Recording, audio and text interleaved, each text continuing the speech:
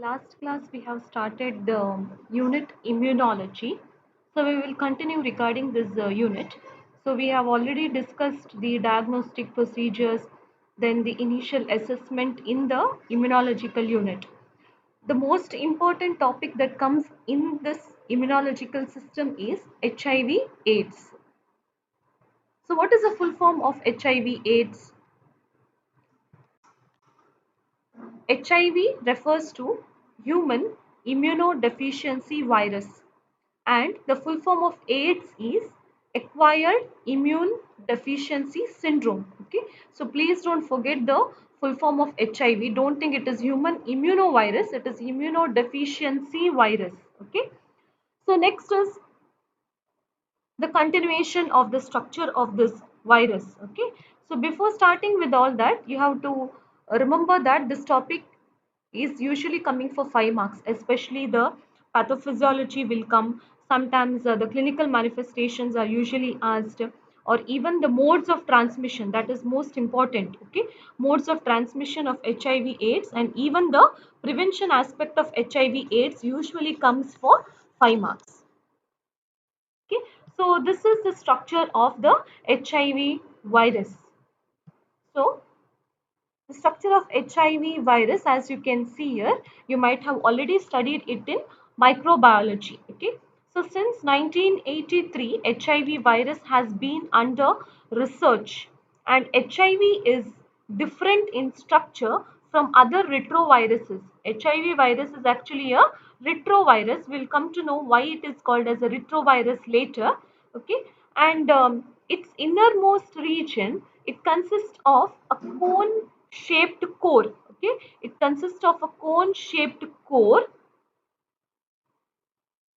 that includes two copies of RNA genome. Okay, it includes two copies of RNA genome and enzyme reverse transcriptase. Okay, it also has the enzyme, it produces the enzyme reverse transcriptase, then integrase enzyme and even protease.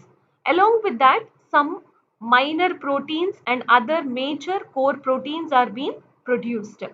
The genome of HIV encodes 8 viral proteins which plays essential role during the HIV life cycle. So in detail I am not telling about this HIV, only this much because you have already studied it in your first year. Okay. So remember, the HIV virus is different in structure from other retroviruses. It is a type of retrovirus. It is having a innermost region which consists of a cone shaped core, and it is having two copies of RNA genome. It is also having the enzymes reverse transcriptase, integrase, protease, some minor proteins and some major core proteins. Okay. So this is particularly about the structure of the HIV virus. So moving on to the introduction, as we are already knowing, AIDS, that is acquired immunodeficiency syndrome, it is a very fatal disease, and AIDS is caused by a retrovirus, that is HIV virus. Okay, this breaks down the body's immune system.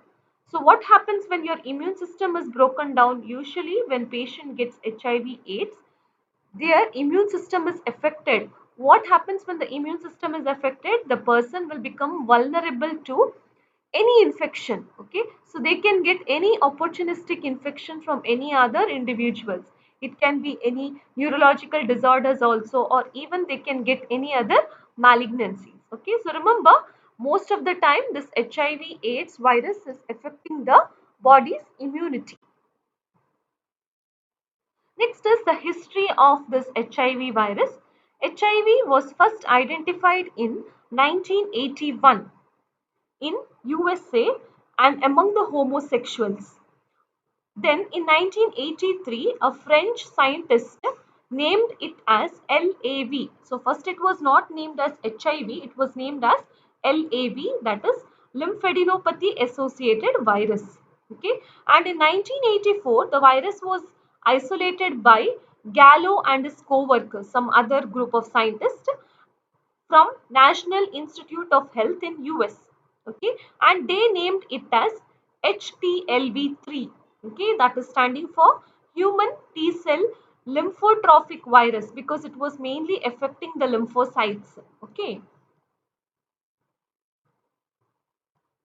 Then Thailand was the first country to report a case of AIDS in 1984. And in 1986, a new strain of HIV was isolated from an African patient, and that strain was named as HIV-2. Okay, and in May 1986 itself, this new name was given to this virus, that was HIV. Okay, they didn't call it HIV-1 or HIV-2. They gave a new name, that was HIV virus, for that new virus which was found out, and it was called human immunodeficiency virus. So since then it has been a devastating disease for the mankind. Many deaths have occurred because of this HIV AIDS. Okay, next is moving on to the definition of HIV as well as AIDS. So what is HIV? As I have already told, HIV refers to human immunodeficiency virus. Okay, it refers to the infection that is caused by HIV virus, that is human immunodeficiency virus, which is actually a retrovirus. And AIDS, what is AIDS? AIDS is actually a disorder which is caused by the virus. Okay, AIDS is a disorder which is caused by the HIV virus. We can call that, it refers to acquired immunodeficiency disorder caused by HIV virus. And as I have already told, HIV is a retrovirus, which means it carries single stranded RNA as its genetic material rather than the double stranded DNA which human cells carry. Okay, so HIV is a retrovirus and it carries single stranded RNA as the genetic material. Okay, and RNA virus is a retrovirus since it replicates backward manner. Okay, that is, backward manner means it will replicate from the RNA to the DNA. Okay, that is why it is called as a retrovirus. It replicates in a backward manner going from RNA to DNA. Next is moving on to the incidence. Okay, so HIV has been very devastating disease, and since the beginning of the pandemic, more than 60 million people have been infected, and more than 20 million of those have died because of this AIDS, HIV AIDS. Okay, and the burden of HIV is not very evenly distributed. The developing nations like African countries as well as in Asian countries, it has been rising. Okay, and commonly it is rising and seen more commonly in women. Okay, and it could be because of heterosexual nature of sexual this one, or it is commonly seen even in children, mainly because of transferring of this infected mothers to the children. Okay, so that is why in developing countries it is very common, and other than that it is seen that in Africa, then even in certain parts of Central America, Eastern Europe, it is very commonly seen. Now, what is the difference between HIV and AIDS? You already may be knowing HIV refers to the virus, okay, and AIDS refers to the disease. Anyone can ask you this question. HIV means virus and AIDS means a disease which is occurring because of this HIV virus. And HIV develops into AIDS in the coming stages slowly. And what happens in AIDS? It is a deficiency in the body's immune system. Usually the immune system will be affected in AIDS, and always remember, AIDS is acquired disease. Okay, you will get it, and it is not hereditary, it is not family history. Okay, so you can just acquire it because of the etiological factors. And HIV finds and destroys mainly a type of WBC. Always remember, the HIV virus is affecting your T cells, which is also called as CD4 cells. Okay, so HIV affects your WBC, which is commonly your T cell or your CD4 cells. So since the T cell count or the CD4 cell count goes on reducing, the ability to fight against the infection or ability to fight against any disease will reduce. So that is why a patient who is having HIV AIDS can get any opportunistic disease. Okay, and then AIDS is the final stage of HIV infection. Okay, so from HIV infection to get AIDS, it will take many years, around 10 years or more than that. Okay, so if you, it means that AIDS means it is a final stage of HIV infection. Next is, we will see some biological factors which is affecting the HIV transmission. First we will see regarding the host.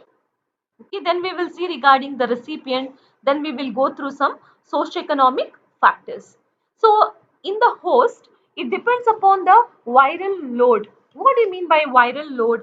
Load refers to amount of virus in the infected person's blood. It is expressed as number of viral particles in each ml of blood. So the more the high viral load is there, the more infection is progressing. Okay, so high viral load means high infection can be spread or it is progressing. That means it is so. Okay, so if you have high viral load, high chances to spread the infection. So primary infection, you are knowing, it is the first infection that you are usually getting because of the condition. Next is advanced disease. So as disease advances, what will happen? It can become fatal. Okay. Next is presence of blood, semen or genital secretions during the contact. So what happens is the chances of getting the disease will increase if at all you are in coming in contact with the blood or semen or even the secretions of the patient. It could be genital secretions commonly. Okay.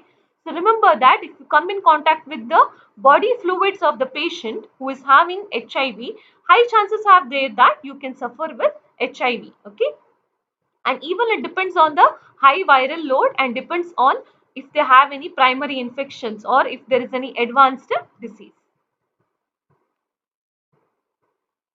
Next is, what is the risk for the recipient? Okay, commonly it is seen that young age people are at high risk of developing or getting HIV transmission. Okay, it could be mainly because of sexual contact, and even it is seen that females are at increased risk of getting HIV. Okay, maybe because of early marriage or even prostitutes, or they come in contact with the sexual contact in early age. That could be one more reason. And poor health, if you have poor health, poor immunity, low immunity, again chances of getting this HIV transmission remains high. Okay, next is, if you are already having any STI or STD, any other sexually transmitted infections are there in you, like maybe gonorrhea, syphilis. Okay, in that case, again, the risk to get the disease will increase. One more is, this is the same thing. If you come in contact with blood, semen, or genital secretions of the infected person, and if there is any trauma during sexual activity, that is, if there is any injury or any trauma to the genital organs and all, what happens is there could be bleeding, and chances are there that you will come in contact with the blood or the body fluids. So the chance of getting HIV will be more. Okay. Next is, we'll see some socioeconomic factors that are responsible for transmission of HIV. Okay, so socioeconomic factors which are responsible for transmission of HIV include social mobility. Okay, that is most of the time movement of individuals or family members, or the more you meet people, maybe the risk of getting the HIV becomes more. Okay. Next is gender inequality. That also is one more major risk factor, that women are getting more of HIV. Then less access to education.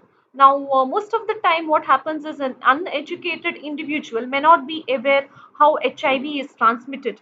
Okay, so that could be a reason that HIV is transmitted to people who are most of the time underprivileged or who are uneducated. Then poor people, especially poverty, can be one more major reason why you are not getting access to education, and that can result in HIV. Then it could be because of cultural factors, maybe because of your own moral values or traditions or cultural practices, language. All that could be sometimes a risk factor. Okay. Then stigma and denial. The chances are there that a person who is having HIV may be looked upon as a shame in the society. So that will be the reason a person who is having HIV will deny that they are having HIV, and they may not tell it to others, and they may continue to have sexual activity and all. So they will spread the infection to others. Okay, that could be because of the stigma. Then one more reason is drug use. What happens is, in drug abusers, commonly they will share the needles, they will share the syringes. Okay, so chances are there that they may get the HIV. Next is alcohol consumption.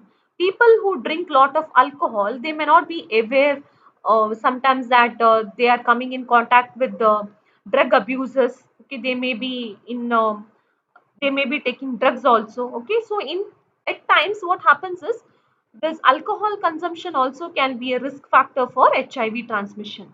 And last one is people who are in conflict. Okay, so this is particularly about the factors that influence the transmission of HIV. Next is methods of HIV transmission. Now, as I have already told, the main method of transmission of HIV is through your blood, okay, and body fluids.